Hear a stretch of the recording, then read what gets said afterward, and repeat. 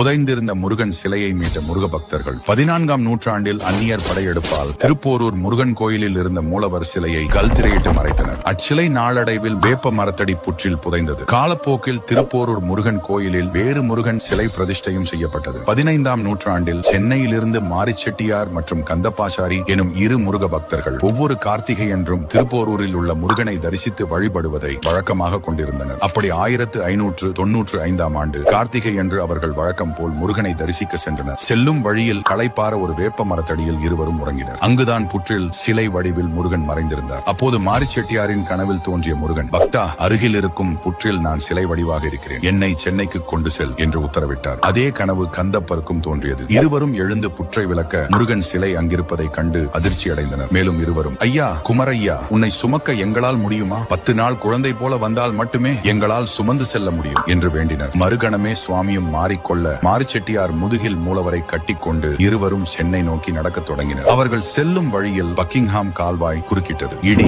மின்னலுடன் மழை பெய்ய வெள்ளம் பெருக்கெடுத்தது. வேறு வழியின்றி இருவரும் கால்வாய் வெள்ளத்தில் கால் வைக்க பெரிய அலை தோன்றி இருவரும் அதில் அடித்துச் செல்லப்பட்டு கரை சேர்ந்தனர். வரும் வழியில் மாரிச்செட்டியார் முதுகில் இருந்த மூலவரை கையால் தொட்டு உறுதிப்படுத்திக் கொண்டார். பயணம் தொடர இருவரும் மயிலாப்பூர் வந்தனர். வெள்ளத்தால் அடித்து வரப்பட்ட களைப்பில் மேலாடையால் மூலவரை மூடி இருவரும் உறங்கினர். சற்று நேரத்தில் ஆண்டி கோலத்து வேதியர் உருவில் வந்த முருகன் அவர்களை எழுப்பி, என்ன இது, மெய் மறந்து இப்படி தூங்கலாமா? பொழுது புலரும் முன் கிளம்புங்கள் என்று எச்சரித்தார்.